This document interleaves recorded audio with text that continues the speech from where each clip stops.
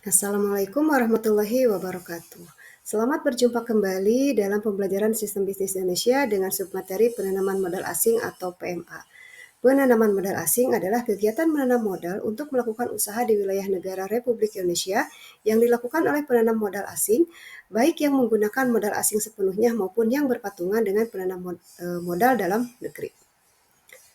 Peran penting dari PMA sebagai salah satu sumber penggerak pembangunan ekonomi yang pesat terutama selama era Orde Baru, ini adalah didorong oleh stabilitas politik dan sosial, kapasitas hukum, kebijakan ekonomi yang kondusif terhadap kegiatan bisnis di dalam negeri, strategi dan kebijakan pembangunan yang berfokus pada industrialisasi dan sektor pertanian. Dampak positif dari PMA yaitu pertama, lewat pembangunan pabrik-pabrik baru akan menambah output atau produk domestik bruto, kemudian total ekspor, dan juga kesempatan kerja. Yang kedua, dengan adanya PP baru berarti ada penambahan permintaan di dalam negeri terhadap barang-barang modal, barang-barang setengah jadi, bahan baku, dan input-input lainnya. Yang ketiga, akan meningkatkan kesempatan kerja, dan yang keempat, peran PMA sebagai sumber penting peralihan teknologi dan knowledge lainnya. Pemerintah menetapkan kebijakan dasar penanaman modal sesuai dengan yang tercantum di dalam Undang-Undang Nomor 25 Tahun 2007 tentang penanaman modal, khususnya pasal 4 ayat 1, yaitu pertama, mendorong terciptanya iklim usaha nasional yang kondusif bagi penanaman modal untuk penguatan daya saing perekonomian nasional. Dan yang kedua, mempercepat peningkatan penanaman modal.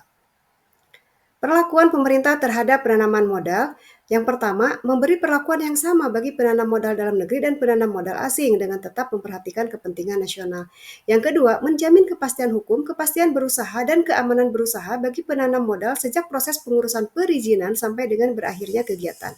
Dan yang ketiga, membuka kesempatan bagi perkembangan dan memberikan perlindungan kepada usaha mikro, kecil, menengah, dan koperasi.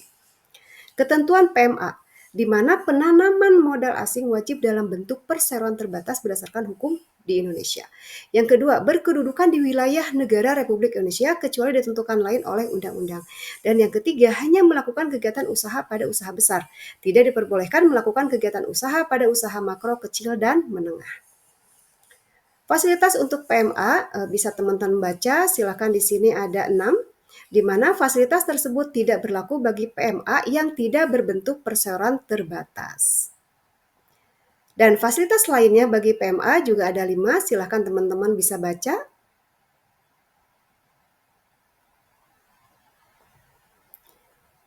Investor modal asing dilarang untuk menjalankan perusahaannya pada bidang-bidang tertentu.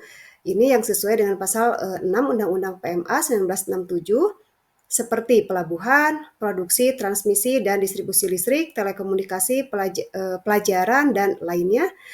Sementara menurut Undang-Undang Penanaman Modal tahun 2007 pasal 12 ayat 2 menyampaikan bahwa bidang usaha yang tertutup bagi penanam modal asing adalah produksi senjata, mesiu, alat peledak, dan peralatan perang. Kemudian bidang usaha yang secara eksplisit dinyatakan tertutup berdasarkan undang-undang. Berikutnya adalah perkembangan PMA selama kurun waktu 2020 sampai 2024 yang berdasarkan sektor. Ya, di sini ada sektor primer dengan digambarkan oleh garis atau grafik warna biru, ada sektor sekunder dengan garis merah dan sektor tersier dengan garis hijau. Yang kesemuanya cenderung menurun pada tahun 2024 lalu. Sementara berikut ini adalah total nilai realisasi investasi PMA di Indonesia berdasarkan sektor tahun 2020 sampai 2024 yang cenderung berfluktuasi. Dan selanjutnya adalah penyerapan tenaga kerja dari PMDN dan PMA tahun 2016 sampai dengan tahun 2020, bisa teman-teman lihat pada grafik berikut. Selanjutnya adalah contoh perusahaan PMA. Ya, yang pertama di sini ada PT Unilever, Toyota, Nestle, PM Sampurna, PT Astra Internasional, dan lainnya. Baik, demikian pembelajaran kali ini, dan untuk penjelasan lebih lengkap silakan teman-teman akses BMP Sistem Bisnis Indonesia, khususnya modul ke-8 mengenai PMA. Terima kasih atas perhatian teman-teman semua. Sampai berjumpa di pertemuan berikutnya. Assalamualaikum warahmatullahi wabarakatuh.